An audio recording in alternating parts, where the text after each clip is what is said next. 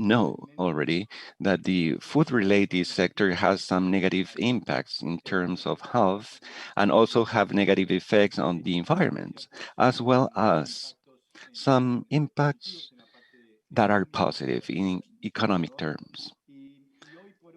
And today, what we see is that the global situation concerning the food-related system is a deficit in terms of goods and costs related to the population welfare. The idea of this discussion today is to see how we can realign all of this so that the agri-food system doesn't just give all the benefits entailed, but also trying to reduce the costs that are implied in these systems in terms of health and environment. In Latin America, we have a wide array of support to the sector. And here we have some estimates, and this is data that come from AgroMonitor, which is the agency that is taking care of these statistics. We see how it is supported by the private sector through the public expenditure or through price protection. And you can see that there is a wide array in Latin America and the Caribbean. We see that there is a strong support, and this is estimate of the overall support. And we are following here the methodology or the OCDE, and we have even Argentina, some Andean countries that are having some negative support too. And in here we have the makeup of the support in Latin America. In blue color, we can see the direct support to the farmer who receives this in cash. And in orange color, we see the support to the public services. That is to say, it's not individually targeted, but these are investments in infrastructure, in animal health, research, and so on. In gray color, this is interesting because this represents supports to food consumption. And in here we refer to the school food programs and food aids. And in here we can see that there is support to the demand and consumption of foodstuffs, and that is higher sometimes compared to production in some countries such as Chile, Uruguay, Peru, are investing a lot in public goods and services.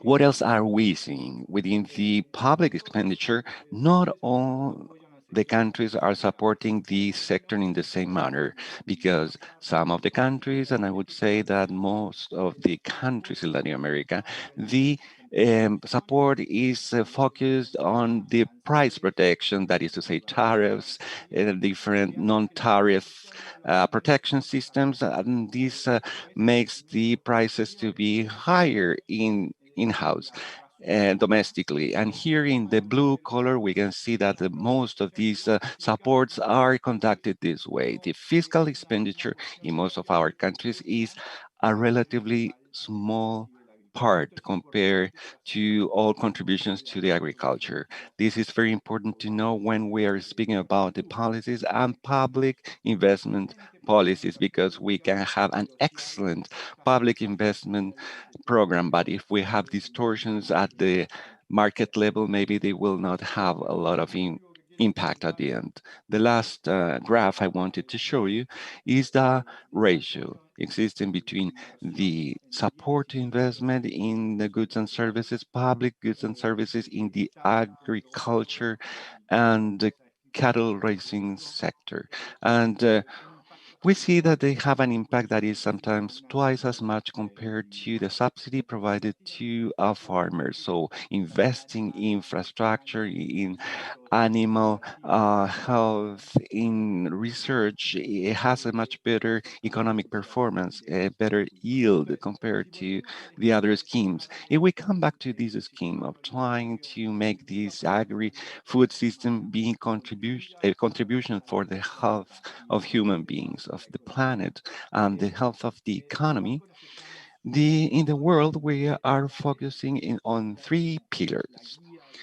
this is the guideline for enhancing the investment and the public financing for this sector. We are strongly working to align the nutrition objectives with the economic and financial objectives of the farmers. This is already a reality in the environmental sector and in the other areas we're lagging behind because this is a concept of a smart agriculture, and there are some countries as Guatemala where these concepts are being submitted to a test in Latin America, and it would be interesting to discuss this further later.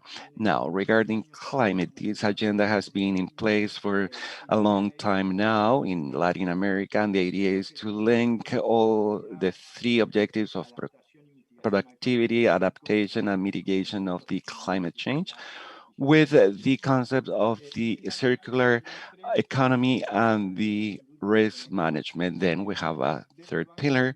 And from the World Bank in Latin America, we're working a lot in trying to maximize the financing by the private sector through the productive partnerships and the public goods and services. We are doing this in Peru, Honduras, and Mexico. And the idea finally is to create a coalition of countries that are doing this realignment from the political point of view. So I would like to convey a few messages.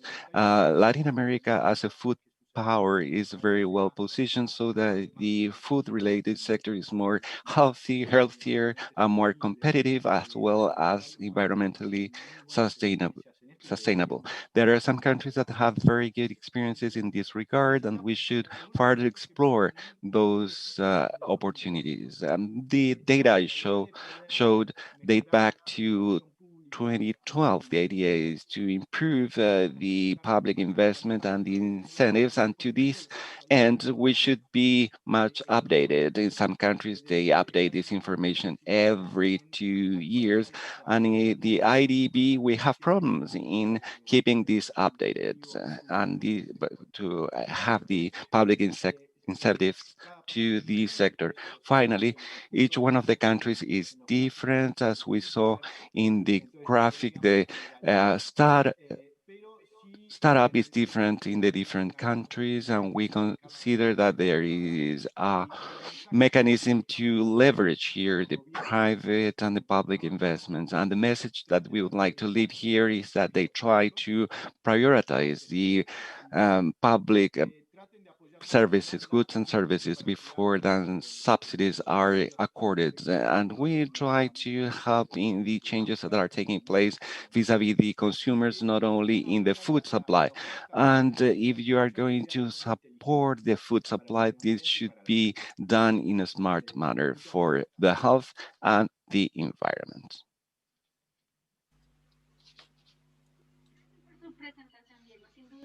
Thank you, Diego, for your presentation. It seemed very interesting to consider the importance of data and what we are missing in the region. Following with our panel, I am glad to introduce Giuseppe Tinella, Chairman of the Development Bank, of, and he will be talking about the microfinancing. And thank you very much and for being here with us. Thank you. Greetings to all. I do not use as many numbers, but I have some thoughts as I work with farmers mainly. At the beginning of the 60s, in past years, in Ecuador, there were 5 million inhabitants. Two-third parts of the population lived in the country, working in their land or serving as inexpensive labor. There were 20 cents paid for this labor at the time. There was high infant mortality. 80% of the rural uh, activities and a very high percentage lived under the line of poverty. In 1964, the military government, in 1973, another military government. Second, agrarian reform law, 1970. This time, a civil dictatorship uh, promoted Article 1 that abolished this rural precarious activity, and it served as accelerator for the rural development processes. Together with agricultural reform, there was an important response to the agricultural activity through the Ban Ecuador, other banks, and the international activities decided to finance these activities, many of which pressured in the uh, condoning of the debt. Ecuador has 17 million inhabitants today, two-thirds parts in the cities, and the population is fed by the third that is left in the country. The rural population working in the land and producing food, they have the possibility to access financial services provided by public and private banks, by cooperatives, by rural departments with community banks and institutions that belong to the state and the civil society. It could be said that there is a very strong legal offer of funding. While on a contradictory aspect, there are still many important people working in these areas that are not helping in the monies. Of course, if farmers are the poor people, those people that with their productive work are filling the popular rural and all markets in the country. And something I will not be talking about is related to the modes of funding agri exporters in the different areas of the agri-industrial activities, because for them it is relatively easy to really opt to important credits and possible guarantees, as well as convenient uh, periods of payment, while the indigenous people are confronting very important problems to obtain their credit. I remembered I was talking about earlier, excuse me, that one third of the population is feeding the other two-thirds of the population in the cities. And another problem is the active rate, interest rate to the credits of the farmers, that in Ecuador, it can legally reach a 28.5% in dollars. With rates that are above 20%, the farmer does not work for himself, but rather for the bank. It is the mindset of the large farm transferred to the business. Almost all banks today have microcredits, as this is a wonderful business line. The organized farmers in cooperatives, for associations, networks, and many other organizations of the popular economy can obtain credits or loans that are much cheaper in the financial corporation for finances. It is a social entity now, and with private banks such as Codesal. The cooperatives of savings are the drivers of activities if they're able to guide production and employment instead of consumption for most of the credits that they're providing. The problem of these guarantees is another issue that is hard to solve for those that do not have or do not hold any titles of their properties. There are some others that have the titles of their land, but they cannot use it because they are cannot be taken away. And this requires a legal solution. Many norms that are regulating banks are created by banks do not know anything about the country, their ways of working, difficulties, and rhythm of production. The agricultural activity is seeing important risks like droughts and and many others, the death of animals and many others. When this happens, it is hard to fulfill all obligations of paying the capital and the interest rates. In Ecuador, for microcredit, there is a delay of 15 days that is accepted. On the day 16, this person has to be reported to the superintendency. If a farmer has lost their crops, they should be able to pay their obligations with the following crop. And it should be able to have new funding to be able to plant seeds or to buy new animals. It does not happen like this, as what who is reported in this risk central, they do not have an opportunity for financial activities.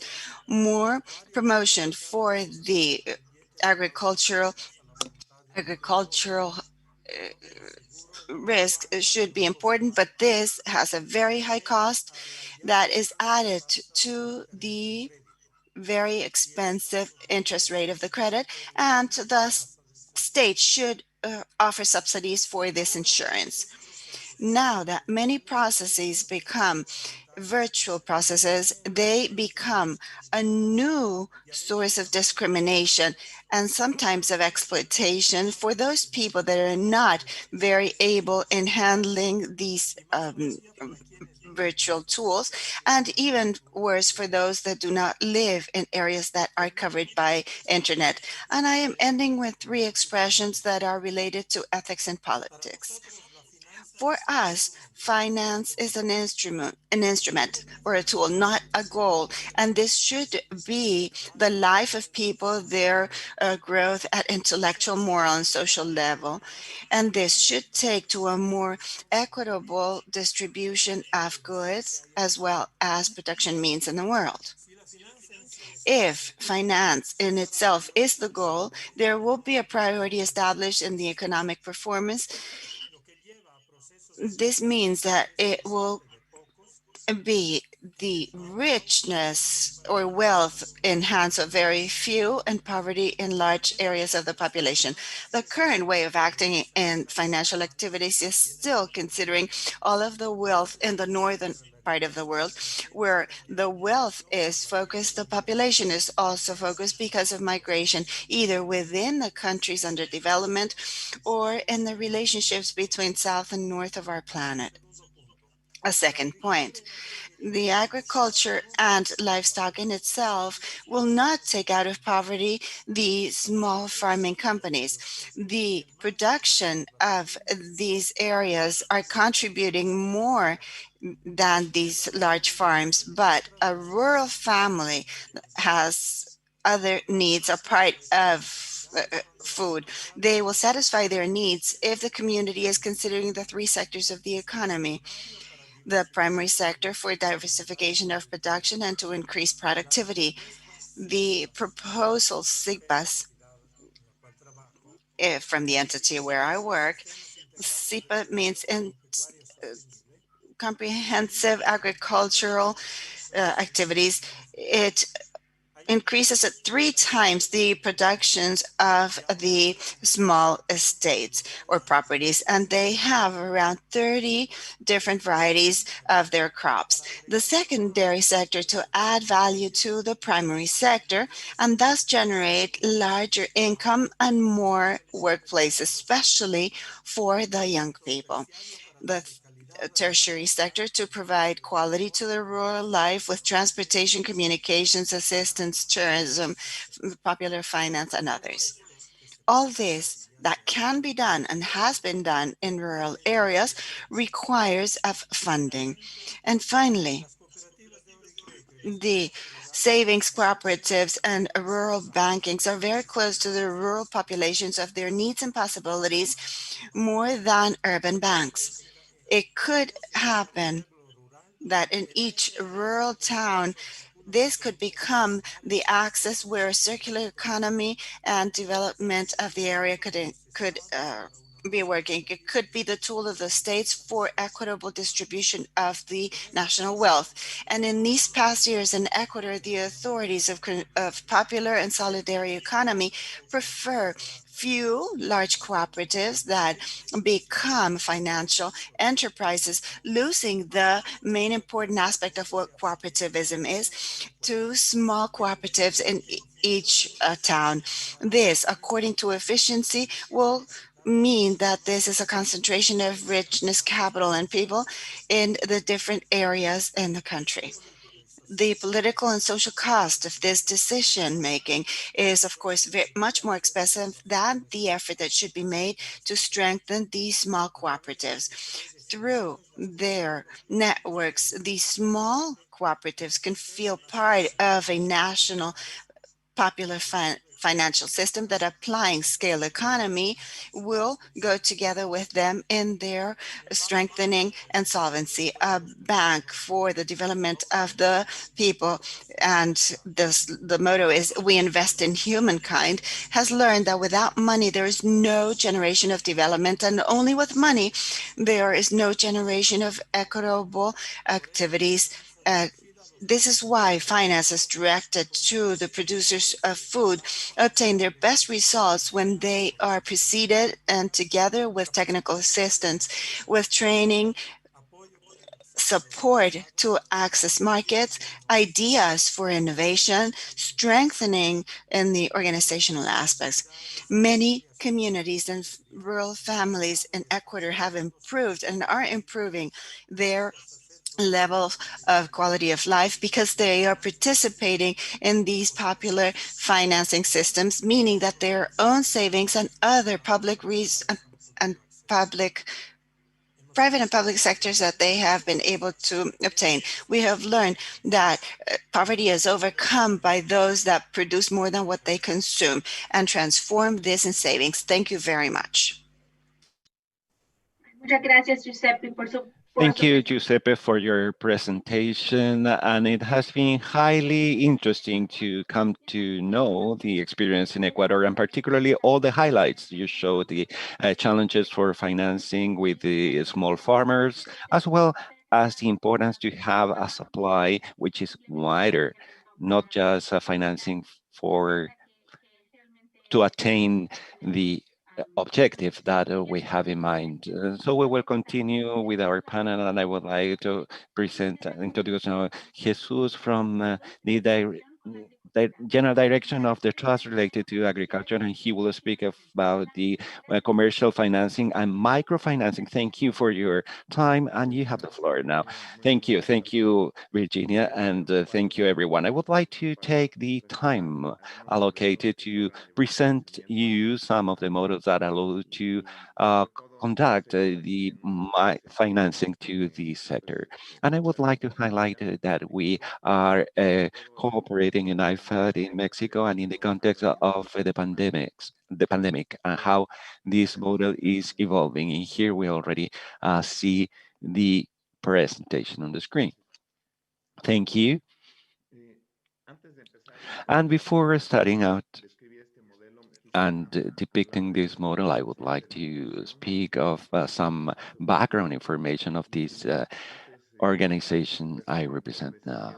Beforehand, I should say that this is already 65 years old in experience with the forestry, agricultural, and rural milieu sector. And we have been participating in different sectors of the production, including the processing industry through the agribusiness and the trading of the goods coming from the agricultural sector.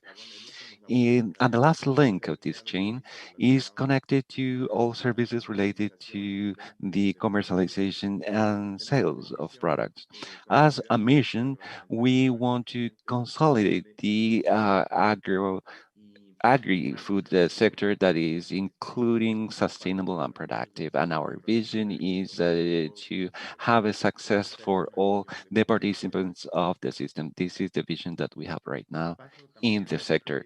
Now, I would like to describe the model for financing. This is a model that is called a second layer system, and we download the benefits through a network of financing entities, including banks and other organizations, including the National Organization for Development, which is a state-run facility. And we have the guarantees allowing to mitigate the risks represented by the different clients in the agricultural and cattle sectors. As we said before, we think that it's very important to provide the technical assistance to the farmers, and this is another service that we supply through a network of 1,200 different actors, players. And although we are a second layer entity, we have offices nationwide in Mexico, and these offices have as a major objective to structure the financing mechanisms that are put to service to the different accesses that these people have, and we make sure that they have resources for their different productive initiatives. Now, taking care of our panel discussion, I would like to approach this. How is it possible that the public and private sector can conduct the investment towards the agri-food sector? And here we can compare our first layer model where we open the different accesses that are installed throughout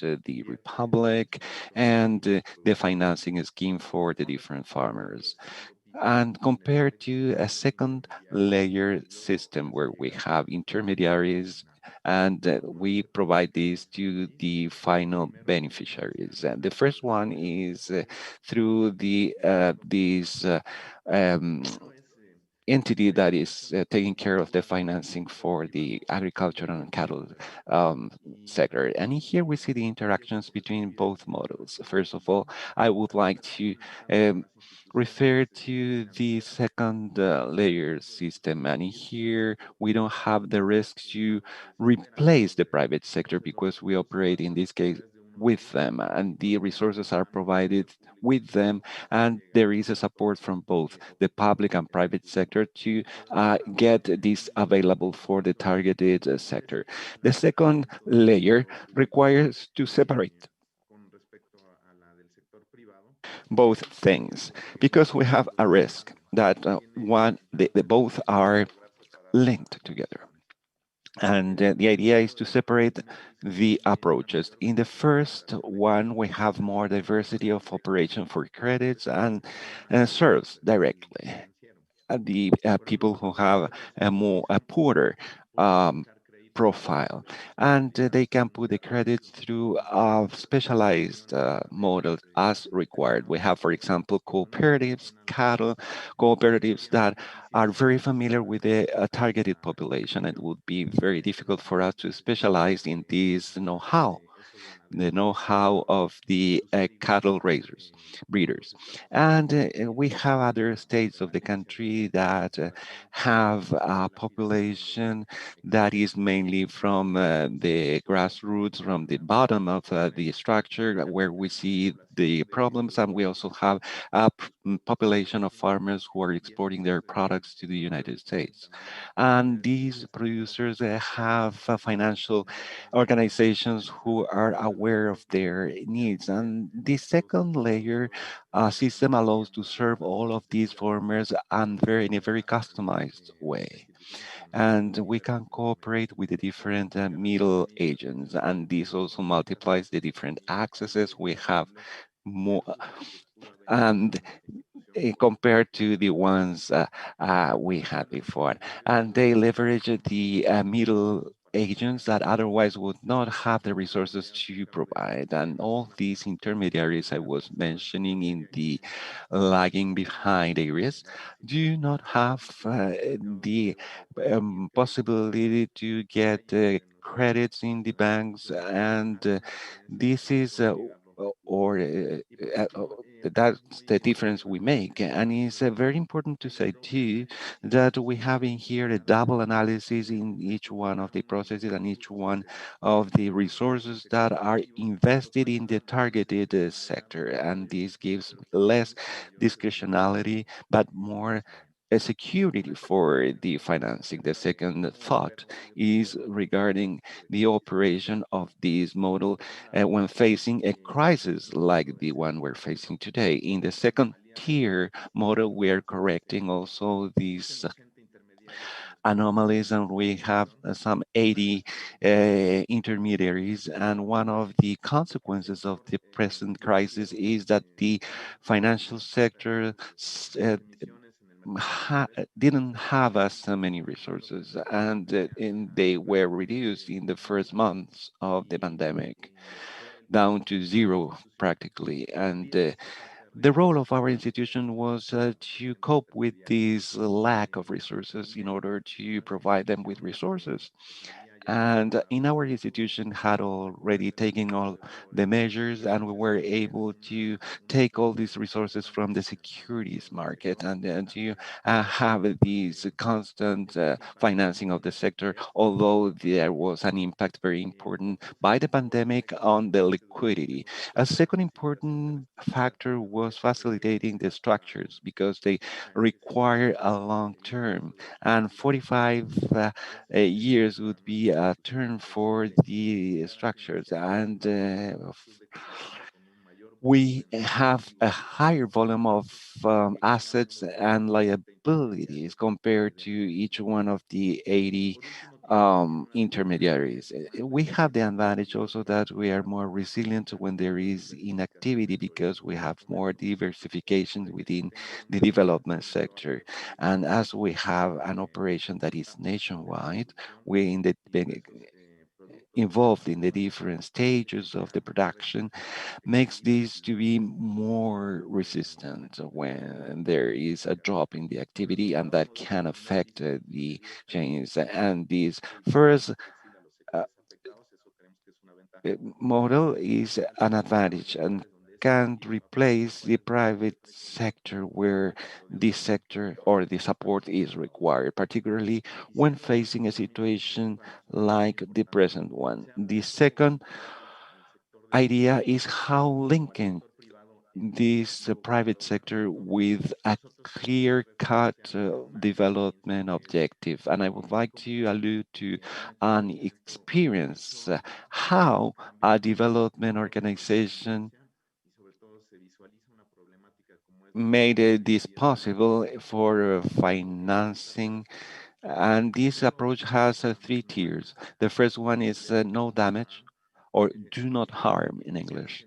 And this means that our organization is going to do all the organization and not doing anything that will have an effect on the environment. And we have put in place all the principles that are going to measure, um, oversee, and to palliate the effects on the environment. So make sure that our organization is tidy and that we're aware where we can damage the environment. In the case of the second tier organization, it relates to the 80 intermediaries, and at the same time, we have to make sure that they are not harming the environment.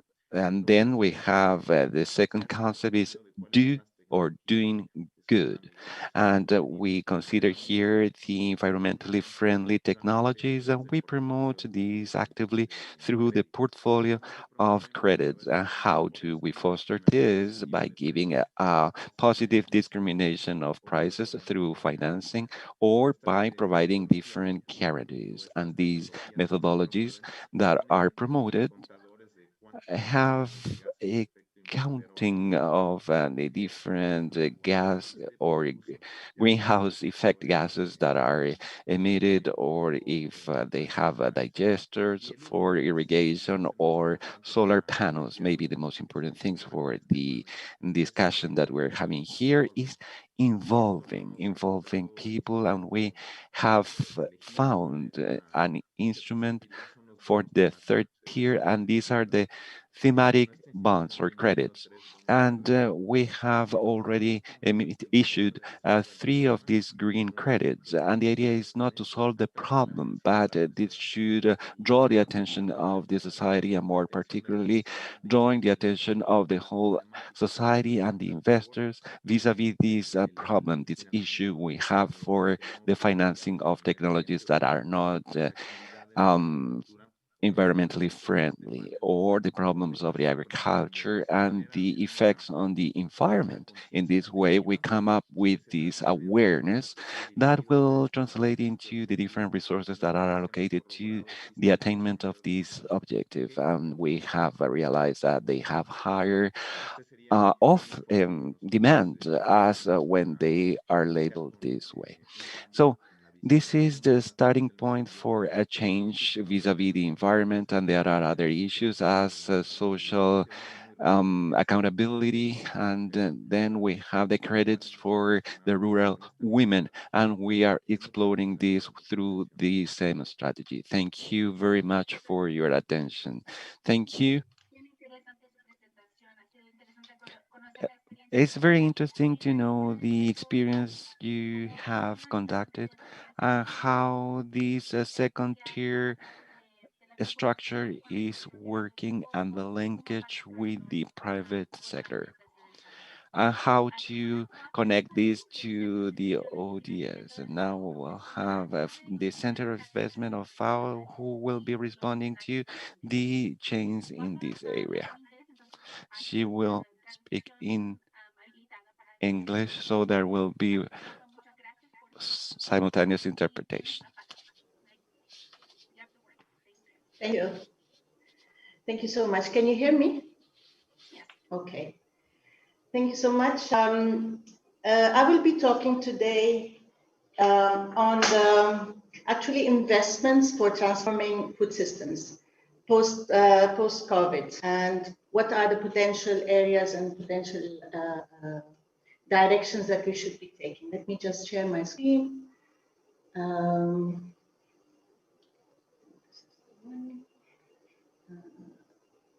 Can you see it?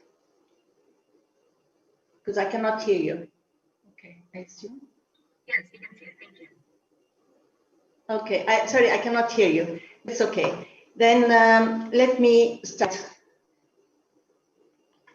Actually, the LAC region has a lot of diversity, a lot of potential, as we all know.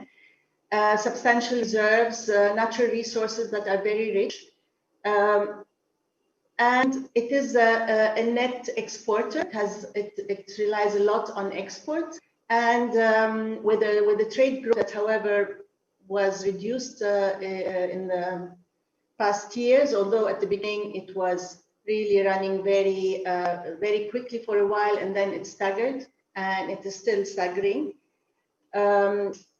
The exports, just to put you in the background because it has an impact later, is mostly commodity driven with little value addition, except of course not always, but in vast majority of exports, where value addition in the country could really get some benefit to the livelihoods and to the countries. I like this picture, that's the graph, this why I put it here, thanks to a colleague who gave it to me. It shows that LAC trade is mostly outside LAC rather than inside the Latin American Caribbean region, with of course some exceptions internally. But this is, and we're talking about, this is the food commodities. So most of it goes to America, Europe, and to a great extent China. I mean, these are good graphs. However, it shows that there are some results coming out of this kind of trade, which is actually it's a vulnerability, because with the COVID, with the impact of COVID, we had the global trade was drastically affected. Actually, all the trade, the global trade was mostly affected.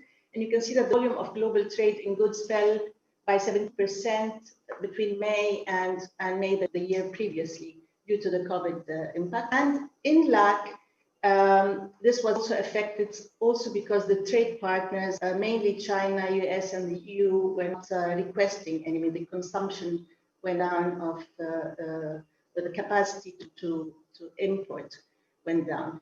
Intra-regional trade is extremely important, but it was already low before the COVID, and it was going down actually.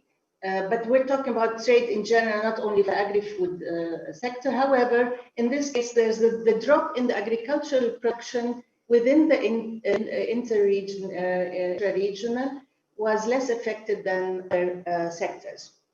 And during that COVID problem, which is still ongoing, the local food systems flourished to a great extent. However, they were put more into value. However, these had their negative, still their weaknesses, and that one has to work on before we can say that they are functioning properly.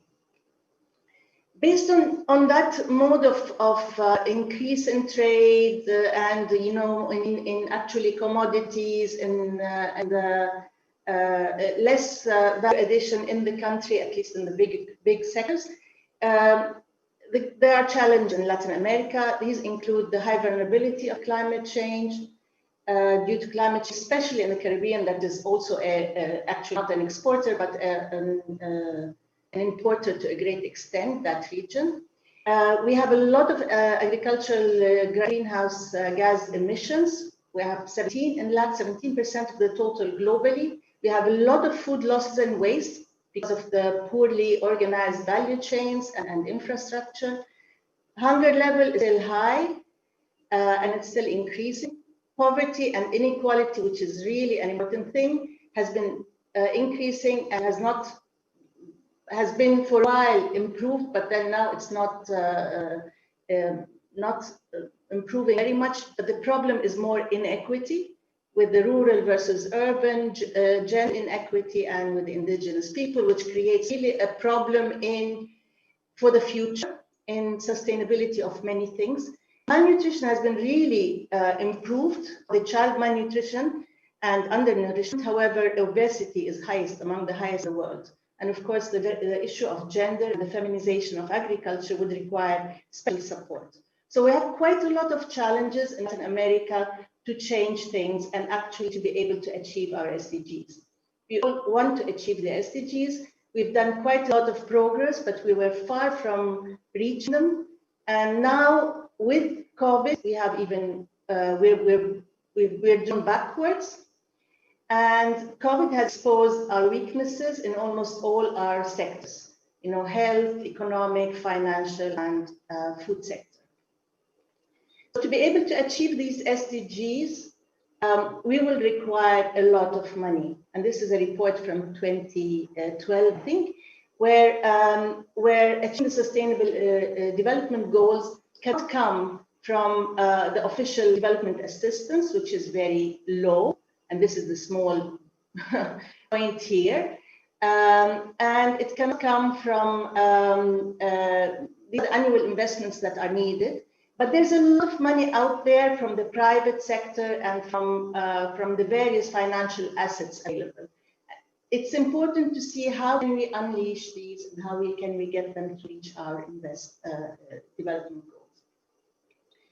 This is a study that was done in 2012 in the SOFA in FAO, and you can see that a lot of the investments are actually coming from the domestic investments and from the private domestic investments, meaning basically on-farm responses and on-farm investments.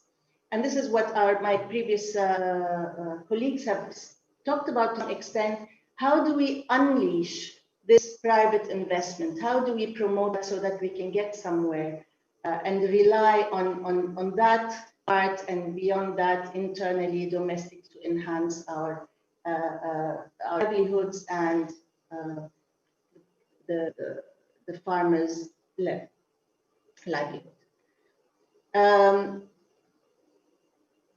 Food systems. I mean, this is the fashion now, talking about food systems, which is not really a fashion, it's a must. How do we learn from COVID-19? When our food systems fail, Then we have disorders threatening education, health, economy, human rights, peace, and security. We've seen that, especially in LAC, we've seen that. So this is really a serious thing, and it's usually the poorest who become more marginalized. So we really have to see how we can get ourselves, our act together, and then put our efforts in the right direction. Just for you, business as usual is no longer an option. Food systems must be transformed, and investments in food systems should also reflect that transformation. So what are we trying to do? We are still, I mean, we don't have solutions. We're moving in certain directions, and I'll give you a couple of ideas on where we're working and where we think something can be done. I'm saying we are FAO, we are the investment center in FAO, and just to inform you what we do usually, we work in partnership with the IFIs, with the World Bank, IDB, all the EFID and so on, as well as with the countries. We have multidisciplinary teams who work with them. We work as a neutral facilitator between governments, private sector, producer organizations, and the development partners. We have a lot of knowledge, a lot of innovation, because we work globally and we can get information, technical and policy expertise from one area to the other. And we maintain a strong country focus. We work really in the country. And we support the recently launched activity in AO, which is the Hand in Hand initiative. I know many of you have heard about it. Mainly support as an investment center in the matchmaking. We get investors to work together and make sure that they don't overlap, and in investment planning. But the Hand in Hand also has the classification of areas with potential, with less potential, and then move on in the investment. Just to give you an idea, we help in design, appraisal, technical assistance, supervision of investment programs, but we work a lot in policy support, sector analysis, and analytic studies. So we try to link the policy. Just to say two things, investments and policy, they go hand in hand. We cannot have investments if we don't have the right policy. And I think my colleague before me said that we cannot, from the World Bank, if you put money, but at the end, there's some market disruption, whatever you put in the infrastructure or in your investment will not give anyway. I'm just here, I would like to give two examples of where we can see investments in food system transformation. The first one is in rapid food systems assessment. This is something that we have been working with the EU, the European Community. And this builds on work that we have done with EC and CIRAD some years ago, the report on the food systems at risk. And this year, we have the methodology, very rapid food system assessment. It's work in progress, so it's just at the beginning of it. However, it was within the EC Green Deal and Farm to Fork strategy that they have now. And these assessments will help future programming of the EC globally, including LAC, and it feeds into the context of the 2021 Food Summit next year. The objectives of these rapid assessments to identify the broad food systems challenges, opportunities, and find key questions and next step in the process, national governments and EU delegations and FAO representations, as well as all the donor community and development community. And then we'd like to have a medium-term transformative policy investment agenda for the EU, because the EU would like to invest in policy and investment and in policies based on these assessments. Interesting thing is in this methodology, so it's not final as I already mentioned, is it looks at things not in a value chain perspective, but it's in comprehensive, holistic perspective. So it has multiple system objectives: the food security, nutrition, health, livelihood, job for inclusive economic growth, sustainable and resilience, governance, and equitable territorial development. So, yeah, it's too much, everything. Where can we start? What do we start? There are trade-offs. And this is where we would like to assess where are the trade-offs and where are the priorities, but looking at it in its holistic way. The other important thing is that food systems are not exclusive for ministries. It's not the terrain of the ministries of agriculture only. And this is something we have really not looked at properly, because sustainable food systems, they require the inputs from finance, industry, transport, energy, environment, education, health, urban development. We've seen this in the COVID-19 impact. So we really have to keep our eyes open on working with others beyond the ministries of agriculture. Of course, the IFIs work with the Ministry of Finance too, but it should go beyond that. And then the COVID crisis solidified the importance of engagement at multiple levels of the government. And here we have also the territorial dimension that is taken into consideration in the assessments. And it takes into consideration the key roles and divergent interests, because there are divergent interests in the stakeholders and the civil society. I'm not going to go into the details of that, just like it has various ways, the methodology is being developed still, but at the end we would like to have a rapid assessment report, policy brief, initiation of a policy dialogue around food systems in the countries, and a future policy investment agenda. This is a general framework of what we will look at.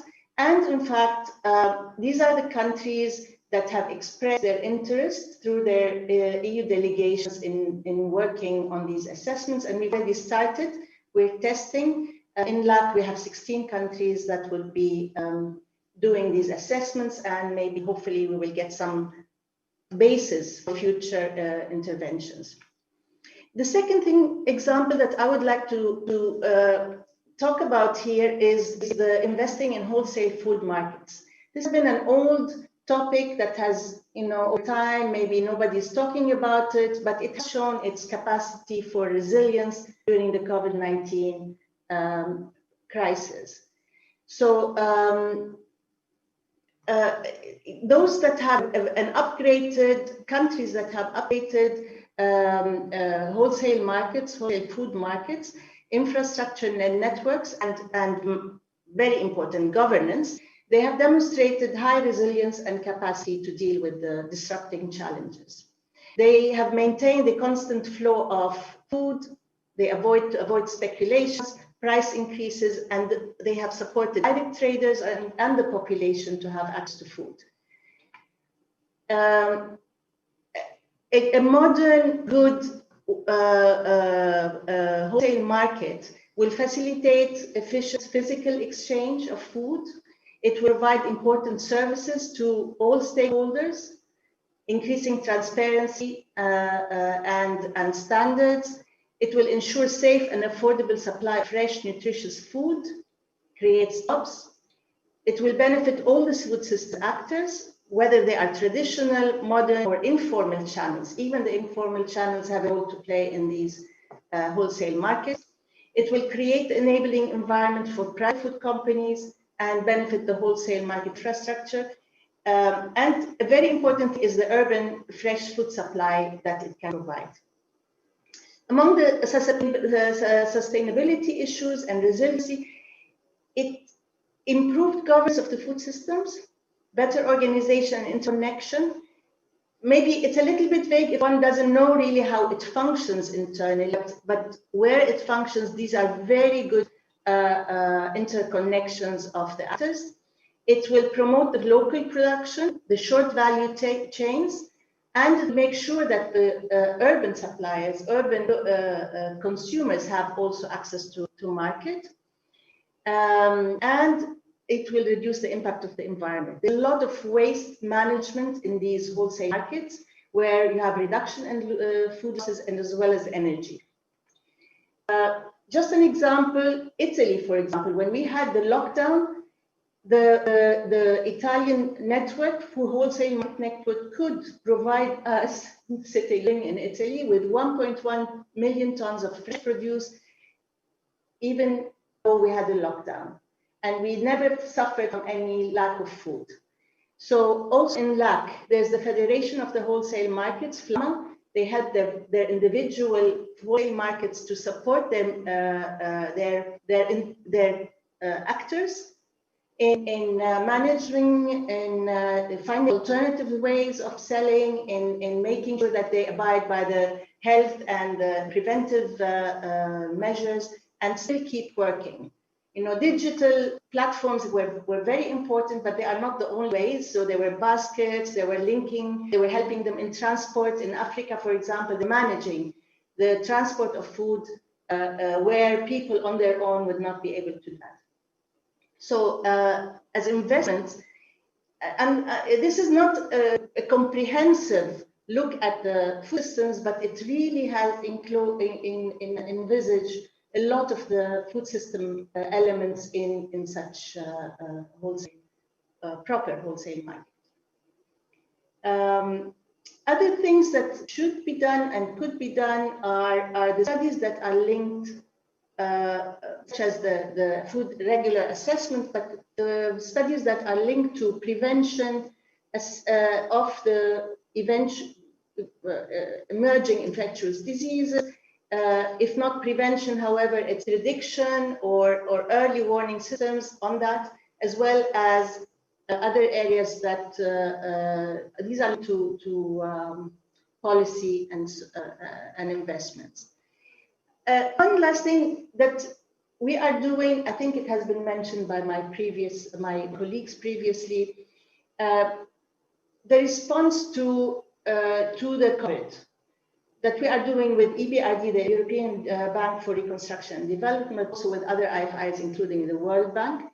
We are providing immediate, and this is what we all should be doing, providing immediate short-term technical and policy assistance at the country level. So basically advice, technical support for the industry associations, for the private companies to do their adjustments, monitoring of the market and trade flows, again, linked to the wholesale markets, but not necessarily there, awareness raising and communication. On the longer term, there are strategic inputs that are given to support the policy work with governments and public stakeholders. Analytics that are linked to investment priorities, and then done in partnerships with others for the transformation of that. Y la transformación de los elementos. Y la última son las conclusiones. Como decimos, el COVID-19 debe ser considerado una oportunidad para mejorar el trabajo que estamos realizando. Necesitamos transformar los sistemas alimentarios para que sean más inclusivos, más sostenibles, y estas son enormes oportunidades para que nuestra economía se ponga más verde y aumentar la equidad y la salud, viéndola de manera holística. Usar las herramientas digitales que son impresionantes y una muy buena solución a muchos elementos. Son simplemente herramientas y debemos usarlas de maneras adecuadas, y son muy buenas en el apoyo de la toma de decisiones políticas y evaluaciones de impacto. Y lo último, pero no menos importante, es mejorar las asociaciones más allá de las conocidas. Obviamente, esto es algo que debemos considerar y que va a estar más allá de lo que consideramos. Gracias. Thank you so much, Wafa, for your presentation. Muchas gracias por su presentación, y usted ha traído elementos muy interesantes mostrando cuáles son los desafíos, además, y cómo nosotros estamos tratando de tener resiliencia en los sistemas alimentarios.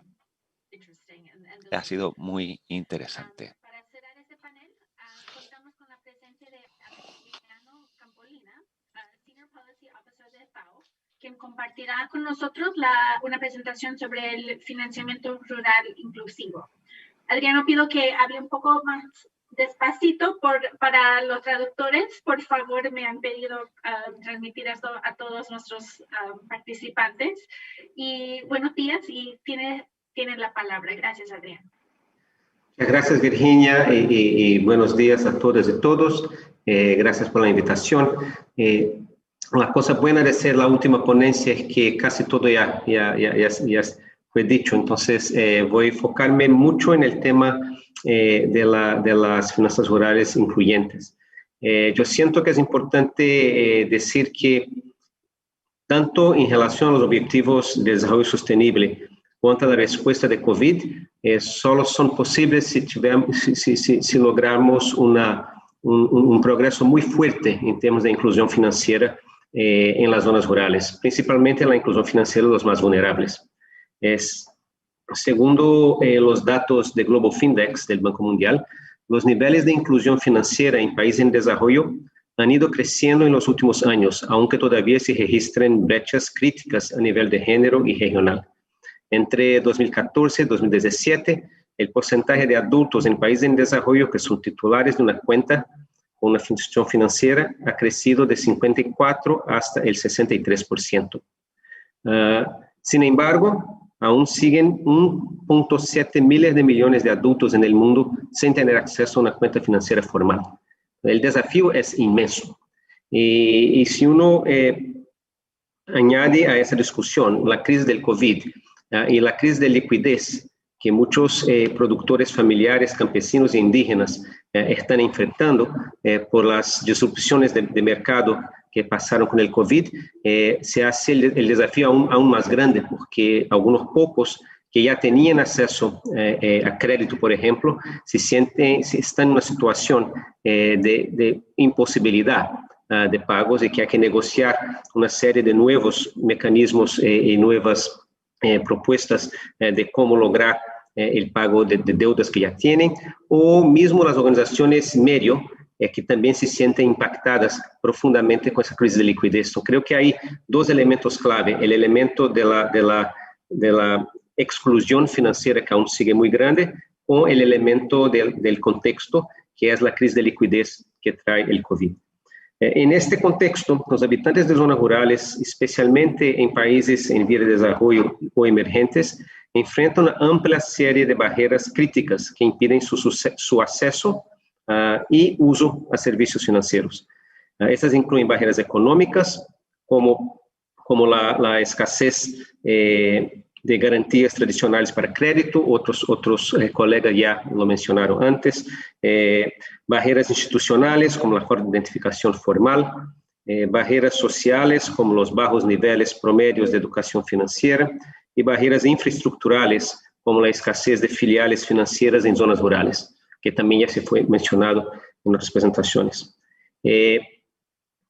Todas esas barreras a la inclusión financiera se encuentran agudizadas en caso de categorías particularmente vulnerables de habitantes rurales, como mujeres, jóvenes, indígenas, debido a varios factores económicos y socioculturales que mantienen alejados estos potenciales clientes del sector financiero formal. La brecha de género, por lo que concierne a la titularidad de una cuenta financiera formal en países en desarrollo, por ejemplo, sigue invariada a 9 puntos de porcentaje desde 2014. El 56% de todos los adultos no bancarizados son mujeres. Entonces, más una vez, la dimensión del desafío y también sus características específicas sobre poblaciones vulnerables. Las barreras a la inclusión, evidentemente, abarcan también el lado de la oferta de servicios financieros. En contextos en desarrollo, el sector financiero formal sí resiste tradicionalmente a involucrarse en la financiación rural, y especialmente en el sector agropecuario, debido a la falta de datos precisos y actualizados sobre clientes, empresas de cadenas de valor, a la pequeña escala del cliente promedio, a los altos costos operativos, al escaso nivel promedio de educación financiera de los potenciales clientes, la falta de garantías tradicionales como tierras, propiedad y varios otros factores. Por este motivo, la gran mayoría de habitantes rurales en países en desarrollo se apoyan a fuentes informales de financiación para satisfacer sus necesidades financieras, como amigos, familiares, prestamistas informales, asociaciones rurales de ahorro y préstamos. Hay ahí también un espacio muy grande de explotación. En muchos casos, esos sistemas informales abarcan prácticas que son prácticas profundamente excluyentes en algunas situaciones. Hay varias directrices y recomendaciones de intervención, tanto políticas como de programa, que en los últimos años han en los últimos años han demostrado generar impactos extremadamente positivos en los niveles de inclusión financiera rural en contexto de desarrollo. Yo voy básicamente a hablar de algunas de ellas con las cuales trabajamos y con las cuales proveemos asistencia técnica a los países miembros de FAO.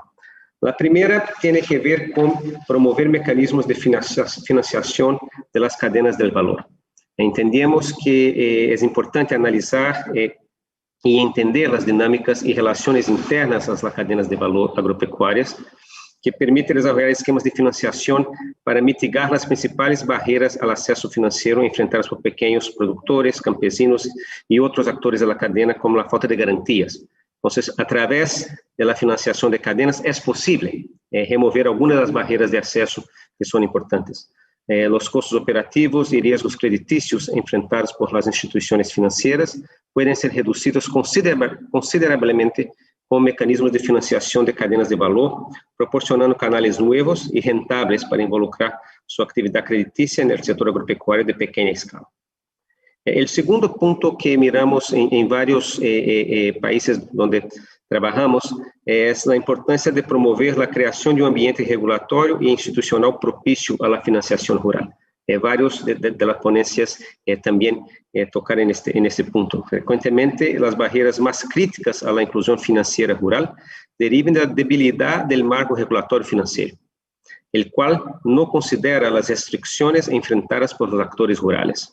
En ese sentido, hay que mencionar políticas que permitan a las instituciones financieras de aceptar garantías alternativas, que les permitan ofrecer cuentas bancarias distintas y más tailor-made a los clientes rurales más vulnerables, con requisitos muy sencillos para su apertura, como instrumentos de promoción activa de la bancarización de actores rurales. También hay que considerar la implementación de leyes que regulen el agent banking. Por ejemplo, las redes de agentes rurales presentes a nivel de aldea que puedan ofrecer servicios financieros básicos y compensar así la escasez de filiales bancarias en el medio rural. En muchos países no hay un ambiente legal propicio a esto. Por último, la implementación de sofisticadas políticas de protección del consumidor financiero que tengan en particular consideración la escasa educación financiera y conocimiento de los actores rurales más vulnerables, que pueden ser fundamentales para la prevención de fraudes financieras, estafas y préstamos predatorios. Entonces, hay una serie de retos en este hecho de promover la creación de un ambiente regulatorio. El próximo punto que tenemos también trabajado en muchos países es colmar la brecha rural de acceso a servicios financieros móviles. Los servicios y con la crisis de COVID, esos servicios financieros móviles están como creciendo exponencialmente. Los servicios de dinero móvil han ido surgiendo en estos últimos 15 años como un instrumento fundamental de promoción de inclusión financiera en contextos de desarrollo y emergentes. Sin embargo, según datos del GSMA, persiste todavía una brecha de 40% en los países de ingresos bajos y medios entre poblaciones rurales y urbanas con acceso al Internet en su móvil, con las brechas más grandes registradas en Asia del Sur y África subsahariana. Varias políticas pueden ser implementadas para colmar esta brecha. Invertir en la infraestructura de conexión móvil en áreas rurales, así como en la red eléctrica, reglamentar el espacio de competitividad entre los operadores de redes móviles y las instituciones financieras tradicionales para lograr una provisión equilibrada y supervisada de servicios financieros móviles, crear una base de datos digital de identificación que permita a los actores rurales registrarse fácilmente a servicios móviles sin tener que viajar hasta zonas urbanas para demostrar su identidad.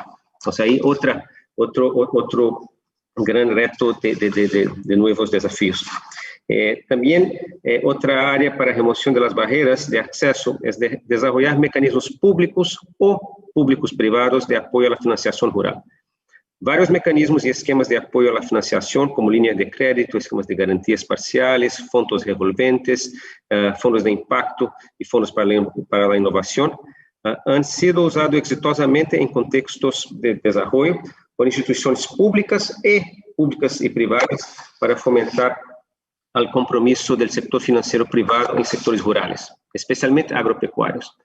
Sin embargo, cabe recordar que el éxito de estas iniciativas se basa en un diseño cuidadoso del funcionamiento e implementación, así como una estricta supervisión para mitigar el riesgo de malversaciones, malas decisiones de crédito, gastos innecesarios y desviación de los objetivos iniciales. Pero hay ahí un rol fundamental de los actores públicos, no solo de estar en relación o mecanismos público-privados, pero también un rol muy importante de regulamentación del sector y de promoción de la acción de otros actores. Otro punto es la promoción de una oferta financiera hecha a la medida para categorías vulnerables. Esta es una parte grande de la asistencia técnica que nosotros hacemos a muchos países. Es cómo realmente hacer el diseño de medidas bastante específico para categorías más vulnerables, principalmente mujeres indígenas, porque enfrentan barreras únicas y específicas a su inclusión financiera. Para alcanzar con éxito estos potenciales ciudadanos y clientes, las instituciones financieras deberían invertir en sus capacidades internas para lograr diseñar y lanzar productos financieros hechos a la medida que, por un lado, presenten características de tasa de interés, duración, requisitos bien adaptadas a las necesidades de esas categorías y, por el otro, usen canales de comercialización y entrega que lleguen directamente a los lugares de trabajo y vida de esos actores.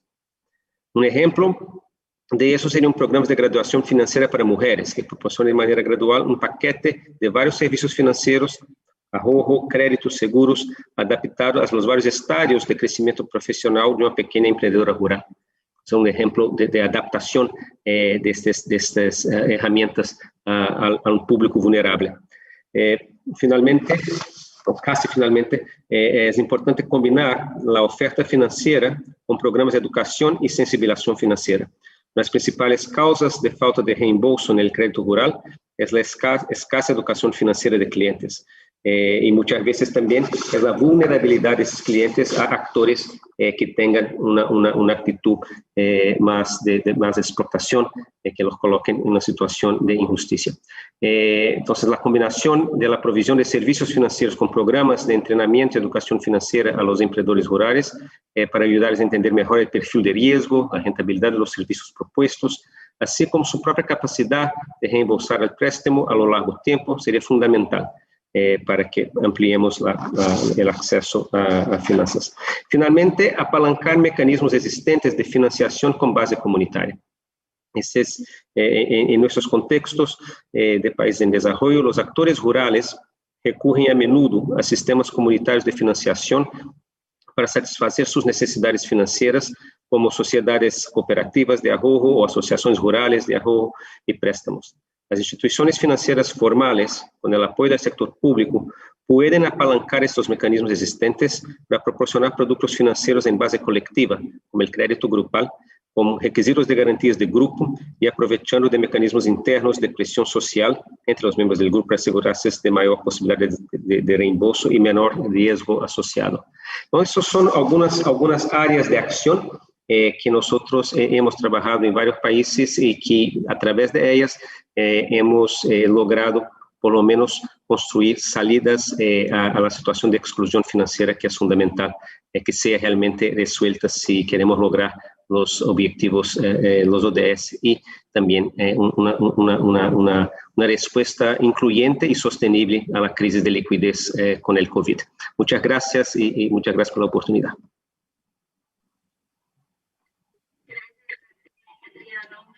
Muy interesante y este enfoque financiero y de esos desafíos de los mercados. Es importante agregar una importante adición a las presentaciones que hemos tenido.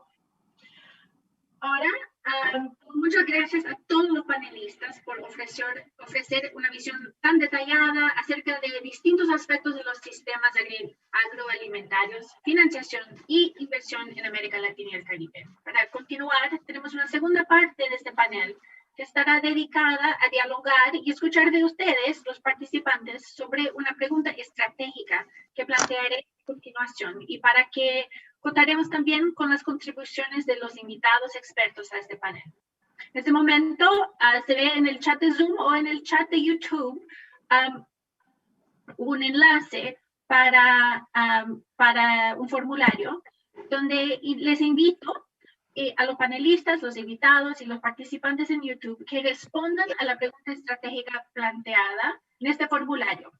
Y con esto, con sus respuestas, vamos a ir generando una matriz y les explico cómo será la dinámica de este diálogo participativo. La pregunta estratégica planteada es la siguiente. ¿Cómo pueden el sector público y privado contribuir a que las inversiones y el financiamiento en el sector agroalimentario lleguen a quienes más lo necesitan? ¿Cómo será esa brecha? ¿No? Súper importante. Entonces, con las respuestas escritas que todos ustedes llenarán, se genera una tabla de contenidos ordenada por los distintos temas. Esa será proyectada lo más antes posible y esta tabla será la base del diálogo. Me corresponde a mí cumplir como la rol de sistematizar, perdón, la información que contribuyen ustedes a base de esta visualización. Entonces, mi compañero Byron Jara Lindau será el encargado de apoyar esta labor de sistematizar la información y proyectará lo más pronto posible. Entonces, esas conclusiones que ustedes están contribuyendo y que nuestro diálogo generará será construida en una manera conjunta y a base de valorizaciones y apreciaciones sobre este diálogo. Entonces, cuando finalice la sesión, creará un documento sobre los consensos y descensos del debate. Entonces, estamos un poquito agotados de tiempo, pero les doy como unos entre 5 y 10 minutos para llenar este formulario y mientras están llenando esta información y Byron tiene el tiempo de sistematizarla, le pido tal vez tengamos una discusión entre nosotros del panel. No tendremos tiempo para discutir la pregunta estratégica, pero para los panelistas, le pregunto que tengo dos preguntas que me quedan. Una es si debemos revisar la estructura del gasto público y cómo eso se alinea con los objetivos de desarrollo sostenible, pero también con la actualidad fiscal de muchos países. No sé, ¿qué opinan ustedes de esto? Virginia, disculpa que te interrumpa. Quisiera Sí, no, dale, por favor. Que se le diga y se le explique que también los expositores están invitados a llenar la encuesta. O sea, que también ellos también lo pueden hacer para que lo puse en el chat. Exactamente. No, pero yo por mientras ya tengo avanzadas y a medida que vaya completando le voy a ir pasando. El link para los panelistas también está aquí en el chat del Zoom. Está en el chat de Zoom y se le pide también que por favor a la gente que nos está siguiendo por YouTube, que por favor complete también el formulario. Se va a apreciar mucho los comentarios y las valorizaciones que ellos nos hagan. Así que en YouTube ya la persona que administra la cuenta desde FAO ya subió el cuestionario, el formulario, así que se les invita a completar ese link. Muchas gracias. Entonces les doy unos minutitos para llenarlo.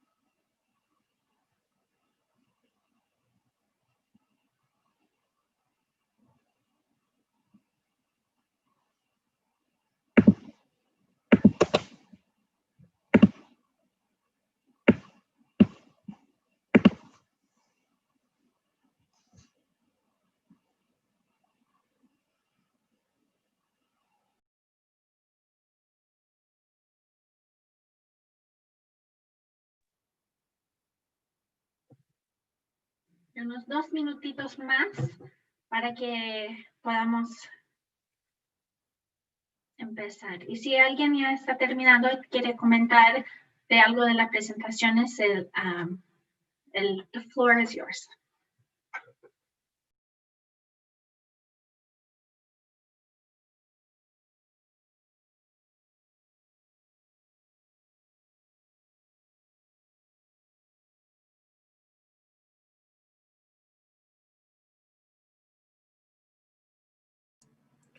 Virginia, yo quizá puedo aprovechar, ya terminé el formulario y me parecieron muy interesantes las presentaciones de los otros panelistas. Escuché con mucha atención. Me pregunto si para este tema que es tan importante en cuanto a cómo focalizar, ¿no?, la pregunta que se nos hizo, y cuáles han sido las experiencias buenas hasta ahora, hasta qué punto podemos mirar cuáles han sido las previas realineaciones, diría, del gasto y de la intervención pública, para aprender de lo que funcionó. Por ejemplo, en temas de realinear el gasto público en el sector agroalimentario hacia temas de salud, todavía no hemos logrado en ninguna parte de América Latina, por ejemplo, en reducir las tasas de sobrepeso, obesidad. Hemos logrado muchas cosas en el área de medio ambiente, pero ningún país a nivel mundial todavía ha logrado contener ese tipo de problemas que están muy ligados a la alimentación. Entonces, quizá podríamos aprender, por ejemplo, de lo que se ha avanzado en términos de clima, de adaptación al cambio climático, a problemas de degradación de recursos naturales ligados a la agricultura, y quizá adoptar mecanismos similares, ¿no? Y eso empieza por un compromiso político de alto nivel. Y me pregunto, muchos de nuestros ministros de Agricultura adoptan ya una agenda climática. Hace 10, 15 años eso no sucedía, el cambio climático estaba externo al sector, ahora está bien internalizado. Entonces, ¿hasta qué punto podemos tratar de ese apoyo a los que más lo necesitan en áreas no solamente económicas, sino de salud y medio ambiente, que están intrínsecamente ligados al sector alimentario?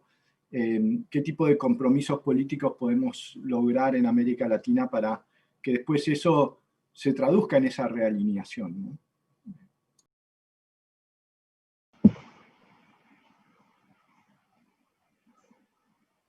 Virginia, si puedo solo continuar a lo que dijo Diego, yo creo que además del tema de las health diets y el tema medioambiental, yo creo también la capacidad de enfocar los gastos públicos o por lo menos construir políticas claramente orientadas hacia la agricultura campesina, familiar, indígena.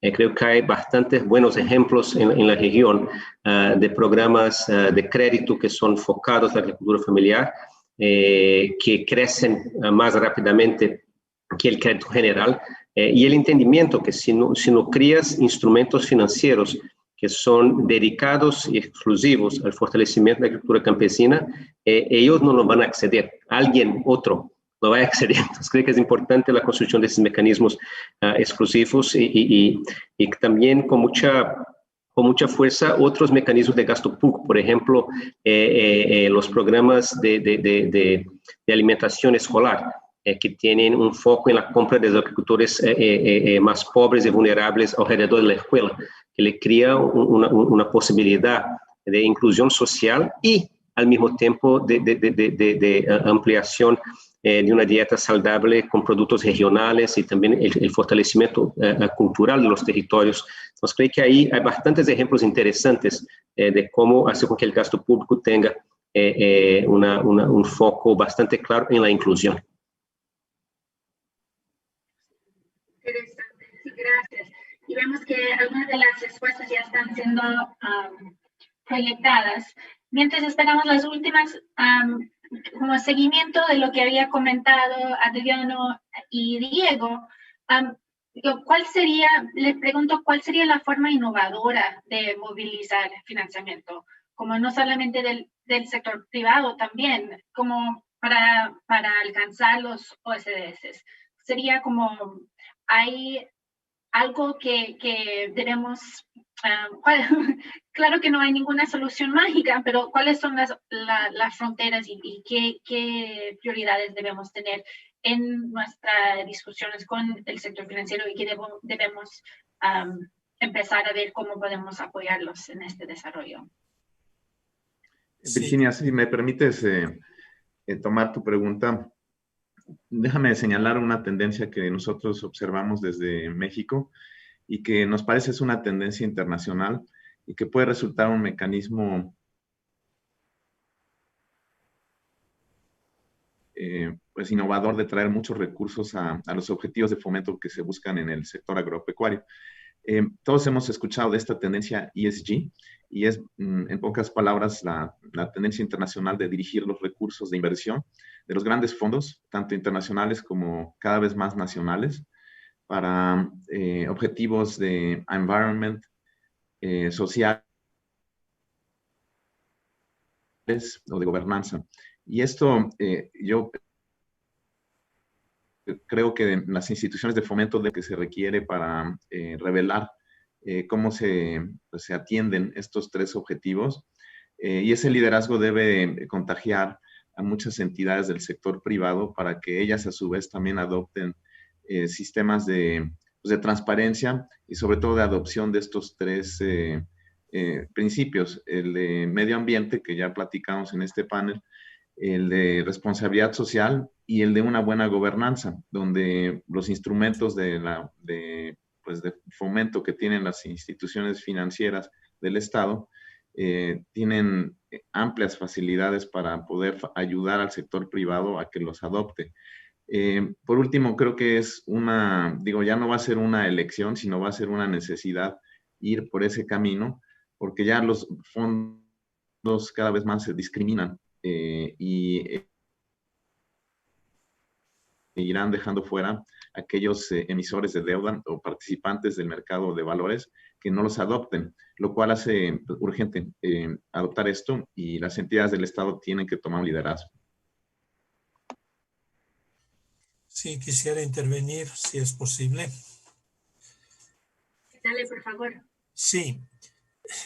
Aquí en el Ecuador sentimos que si fuéramos capaces de hacer que la riqueza que se genera en el campo se quede en el campo, ya sería un resultado muy importante. Hay demostraciones. Los flujos de la riqueza nacional parten de las pequeñas comunidades y van a concentrarse en las grandes ciudades, ¿no? Y como dije yo antes, detrás de estos flujos de dinero hay flujos de personas, ¿no? A nivel mundial esto se ve. Y por lo tanto, debería haber formas de que la organización de las finanzas esté en manos de los sectores populares, mucho más que en manos de los bancos. Nosotros tenemos datos aquí del Ecuador y los bancos nos dicen, hay estudios de tesis, cuáles son los flujos, de dónde salen gotas, gotas, gotas, riachuelitos muy pequeños, pero que van a ser un río grande que va a Quito y a Guayaquil. Entonces, invertir el flujo de la economía daría a la realidad rural la capacidad de autodesarrollarse, ¿no es cierto? Después quisiera decir que habría que ver que lo que acordamos, sobre el cual todos estamos de acuerdo a nivel alto, cuando hablo nivel alto, puedo decir todo el trabajo de investigación, todo el trabajo de búsqueda de presencia que hace la FAO, por ejemplo, trabajo que nosotros agradecemos, encuentra barreras cuando llega a nivel bajo, cuando lleva a nivel de implementación de las cosas por una serie de dificultades que se van presentando. Yo señalo solo una de las dificultades. Ya, mis compañeros, hablo de nosotros, cuando tienen una persona que viene a pedir un servicio financiero, miran a la computadora y no miran a la persona. O sea, hoy las máquinas están respondiendo a si es viable un servicio financiero más que las personas, ¿no? No estoy ni seguro que las máquinas sean más objetivas, ¿no? Pero evidentemente la empatía, o sea, a los pobres hay que quererlos si queremos sacarlos de la situación en que está. Deben sentirse apreciados, deben aumentar su autoestima, digamos, ¿no? Y yo siento la dificultad de trasladar incluso sentimientos a personas que tienen maestrías, que tienen doctorado, etcétera, pero que se sienten en otra situación socioeconómica y no comparten las problemáticas de los pobres. Gracias, sí, no, este enfoque humano. Si me permiten, vamos a ver las respuestas que hemos recibido y a base de esto podemos tener una discusión y invito a los participantes también a estar con nosotros y para discutir. Entonces, bajo la categoría de articulación de actores, hemos recibido varias respuestas que la importancia de agrupando y apalancando recursos mediante alianzas público-privadas, que es la importancia del buen registro de agricultores y sistema de producción social, el apoyo de agricultores y consumidores debe ser inteligente, con una empatía y comprensión de lo que significa ser pobre y con la voluntad de asumir las dificultades inherentes, las instancias, incomodidades, como había acabado de destacar. Y participatory assessments. Y evaluaciones participatorias de aquellos que están en necesidades, encontrar ventajas comparativas para cada uno y presentar incentivos con necesidades de diálogo de política. Un poco antes, que es una sugestión de promover la emisión de bonos verdes y otros productos financieros innovadores que contribuyen a la resiliencia, sostenibilidad e inclusión financiera. Vemos que bajo los instrumentos y productos financieros tenemos capital semilla, democratización del crédito, desarrollar mecanismos públicos o público-privados de apoyo a la financiación rural, asegurando que los modelos de financiamiento exista sostenibilidad financiera para todos los participantes y estructurar un sistema robusto de pago por servicios ambientales. Bajo el área del marco regulatorio e incentivos, vemos bienes y servicios públicos donde todos pueden beneficiar y no focalizarse solamente en subsidios. Revisar la estructura del gasto público para alinear el gasto con los objetivos de desarrollo, de los ODS. Identificar cuáles son las condiciones que limitan la oferta y la demanda de servicios financieros a las poblaciones vulnerables y promover la creación de un ambiente regulatorio e institucional propicio a la financiación rural inclusiva.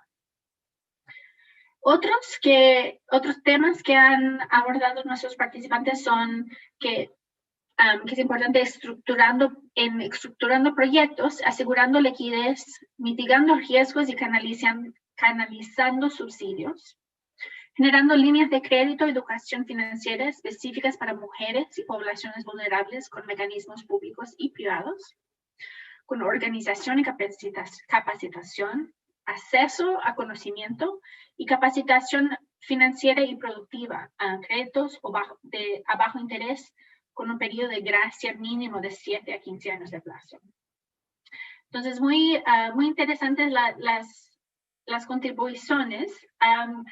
Pienso que a continuación me gustaría invitar a los participantes a comentar o nuestros panelistas también sobre algunas de sus aportaciones y si es posible, si ven en esto algo que debemos cambiar, agregar de la matriz presentada.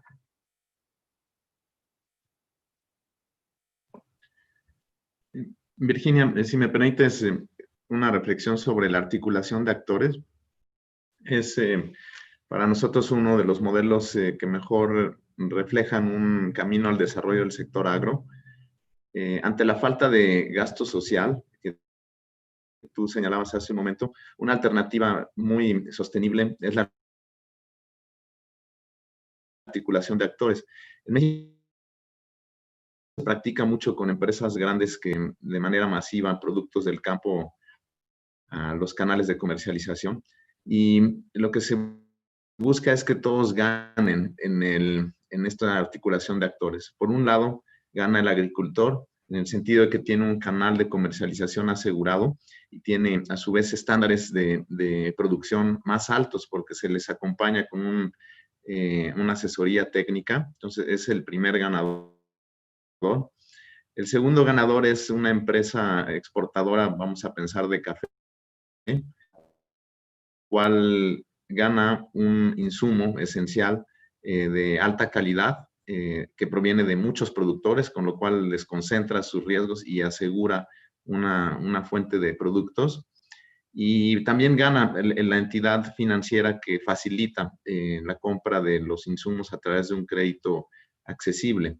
Este es otro de los objetos de fomento, articular muchas de estas redes para que sin necesidad de gasto público puedan ganar todos los participantes de la red de producción.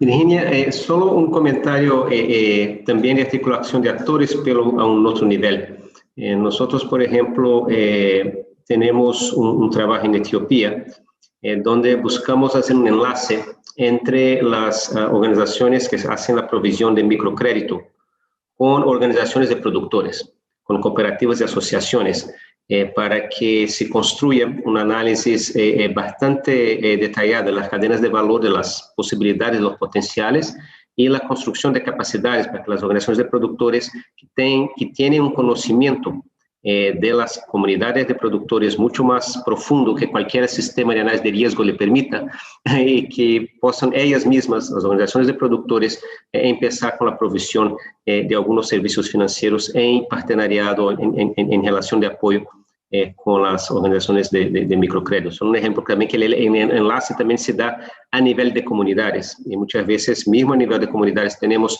aislados grupos que buscan tener el mismo resultado, pero que no trabajan juntos. Creo que hay oportunidades importantes de enlace y de partenariado. Gracias.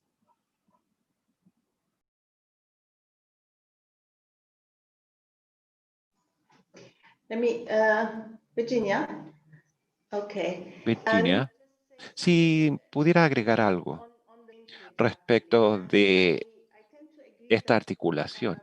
Y nosotros siempre tendemos a pensar que los productores, especialmente los más pequeños, no saben mucho, pero de hecho, ellos son los que realmente conocen su ambiente y que quieren tomar las decisiones sobre la base de este ambiente. Entonces, tenemos que considerar lo que proviene de ello para que ellos lo puedan expresar, ese conocimiento. Y es por eso que los grupos de productores pueden tener un mejor entendimiento de cuáles son sus necesidades y entregarles además los mecanismos de financiamiento. Los enfoques además son más integrales, toman más tiempo, pero se encuentran más cercanos a las necesidades.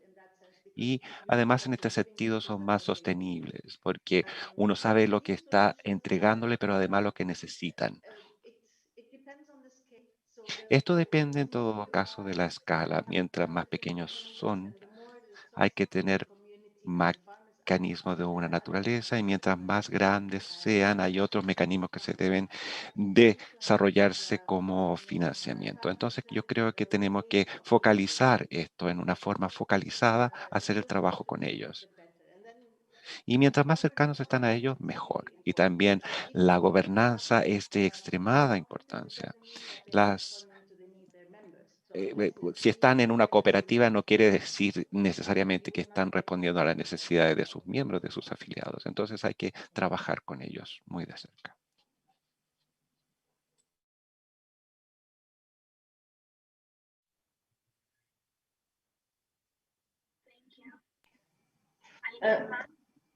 Okay. Sorry, just to go back to one of your questions.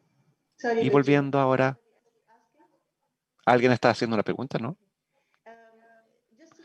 Solamente quisiera remontarme a la pregunta, creo que era sobre finanzas, no sé si lo vamos a discutir o no acá, pero nuevamente, las estadísticas muestran que la mayor parte del sector privado está financiando y especialmente el productor mismo, es decir, no siempre viene de afuera. Ellos tienen que poner la mano de trabajo, el dinero en sus predios. Y lo que nosotros necesitamos es tener un incentivo que sea propicio para poder construir a partir de eso y asegurar que vamos a tener un apoyo, que puedan tener los seguros y a partir de esa construcción sabemos que vamos a necesitar más dinero.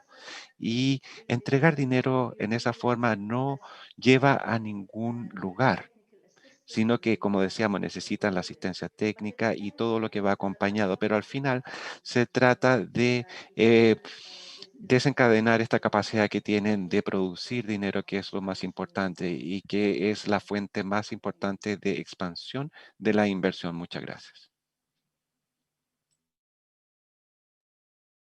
Virginia, un comentario sobre el que se acaba de hacer. Nosotros encontramos que no necesariamente en el campo se cuenta con los activos, los productores rurales, y esto es particularmente cierto con la mujer rural, porque no tiene activos que pueda poner en colateral social con perspectiva de género el 15 de octubre. Y la tesis de inversión que hicimos fue que era necesario suplir esa falta de capital con precisamente modelos de articulación de actores como el que aquí se presenta. No solo para el comentario de WAFA, yo quisiera hacer patente que, al menos en el campo mexicano, sí hay una ausencia de activos por parte, particularmente de la mujer rural, y que ha sido necesario suplirlos con instrumentos como son garantías líquidas que se pueden poner en sustitución de los activos con los que cuenta o con los que no cuenta esa mujer rural, para que pueda entonces articularse con algunas empresas y recibir un financiamiento que le ayude a romper ese ciclo de falta de activos.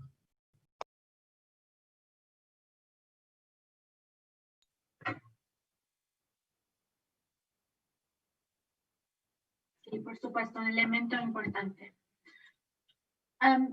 Tenemos pocos minutos, pero quisiera tal vez preguntarles si ven algo que está faltando, si hay algo que a medida de las propuestas o de lo que hemos discutido hoy, que debemos agregar o abordar o notar para futuras discusiones, o también para abrir la palabra para quien quiere hacer como unas palabras finales.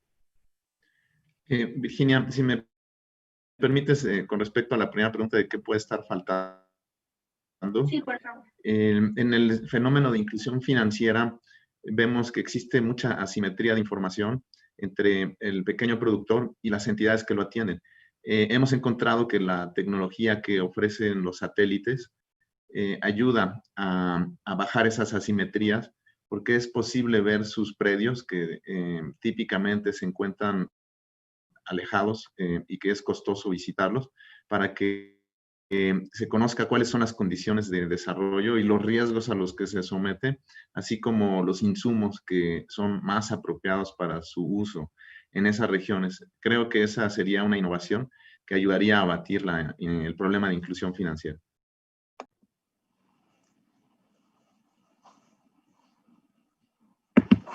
Quisiera señalar dos temas más que a nosotros nos interesan.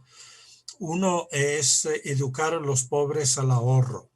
Parece casi una contradicción, pero pobre que no ahorra, pobre que no produce más de lo que consume, no saldrá nunca de la pobreza.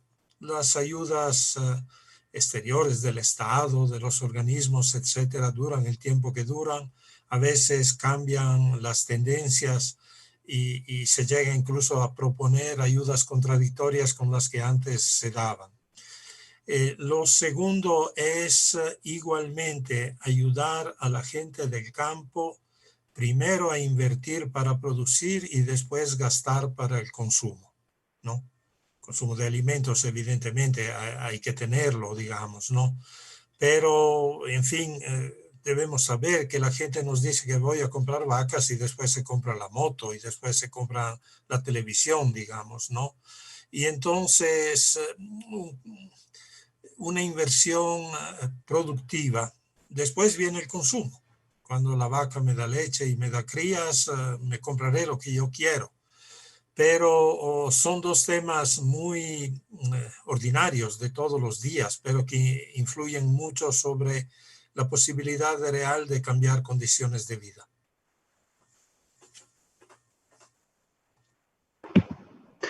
Sí, Virginia, si puedo hacer dos puntos más. El primero es solo decir que estoy de total acuerdo con la importancia de la educación financiera.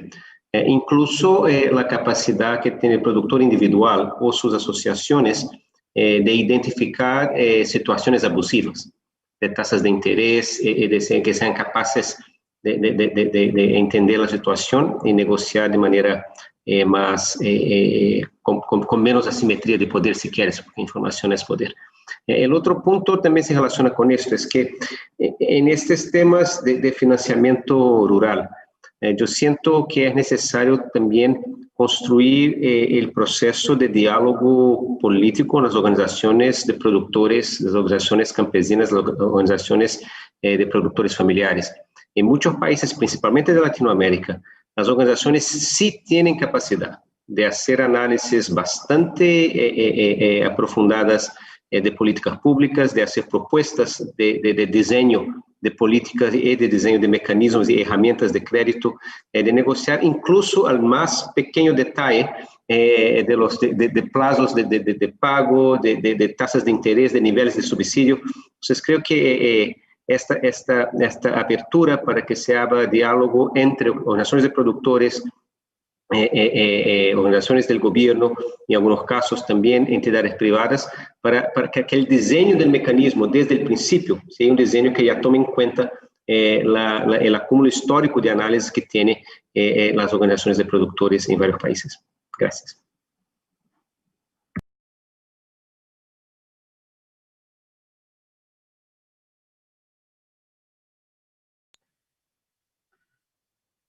Muchas gracias. Si alguien más quiere compartir, si no, sigamos al cierre. Go ahead, please. Let me just, Tiene la palabra. Me gustaría compartir algo sobre la base de lo que dijo nuestro colega y que tenemos que tomar en cuenta con mucha importancia la capacitación en materia financiera de los productores. No es que no sepan, pero en muchos casos, como dijo el señor Tonelo, a veces se les da el dinero para algo y lo usan para otro propósito.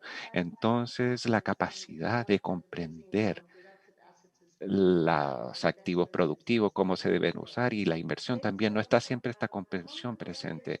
Y entre los diferentes enfoques participativos que usan, por ejemplo, existen las metodologías por hogar, donde el hogar, la familia se sienta y ve lo que discuten, conversan acerca de lo que van a facilitar y lo que quieren convertirse, en lo que quieren convertirse, cómo ven su futuro y sobre la base de eso, ellos van a asignar entonces a los miembros del hogar y ven cómo va a ser entonces el ahorro. En cuanto a la igualdad, la equidad de género y también al ver cuál es el rol que cumplen aquí los niños y las mujeres en el hogar y cuáles son sus aspiraciones. Y esta metodología no solamente ver las condiciones actuales, sino que hay que considerar cuáles son las aspiraciones a futuro y cuáles son sus esperanzas. Estos son los factores que aseguran el éxito en muchos países del mundo. Entonces, es parte de un enfoque participativo, de ver al hogar, no solamente a la mujer o al hombre, y educarlos en forma separada, sino que como hogar. Que pienso que deberíamos pensar en todas estas cosas, porque estoy de acuerdo, hay que ver cuál es el futuro que se vislumbra y cómo es todo eso. Very interesting. Sometimes it's a simple. Muy interesante. Son estas cosas nimias que a veces se nos escapan. Bueno. Primero, a darle muchísimas gracias a Byron por su trabajo en juntar todas las contribuciones que hemos visto y por hacer todo el trabajo detrás para este panel. Quisiera darle muchísimas gracias a todos nuestros panelistas y participantes hoy. Ha sido un gusto poder cerrar este panel sobre sistemas alimentarios, financiamiento e inversión, la cual fue una gran oportunidad para mirar el sector agrícola y alimentaria, pero sus estrechos vínculos con las instituciones especialmente dedicadas a la materia de la región en Latinoamérica y el Caribe. Dentro de las exposiciones hemos escuchado distintas perspectivas de los temas de inversión y financiamiento y quisiera agradecer personalmente a Diego, Giuseppe, Alan, Wafa y Adriano por sus presentaciones y para ver la vinculación entre los distintos temas. Si pudiera hacer un resumen brevísimo de la discusión, sería que el mensaje principal es que debemos siempre tener en mente las necesidades de los agricultores y poner ellos adelante de todas nuestras propuestas y tener ellos en sus necesidades en mente con cualquier intervención, programa o política pública o inversión que estamos intentando implementar. Finalmente, les invito cordialmente a seguir las actividades de la Oficina del Banco Mundial en Santiago de Chile. Aquí desarrollamos interesantes líneas de trabajo, principalmente de asesoría técnica, pero en el temas de agrícola, bosques, océano, cambio climático, electromovilidad, género, desarrollo social, entre otras. Y como han destacado hoy, todo es súper interlinked, ¿no? Bien conectado. Muchos saludos a todos y nos veremos en un próximo evento. Gracias por su discusión y colaboración y participación hoy. Gracias. Muchas gracias, hasta luego. Gracias, Virginia. A ustedes. Gracias. Bye, thank you. Bye, thank you very much. Bye, Virginia. Bye, all.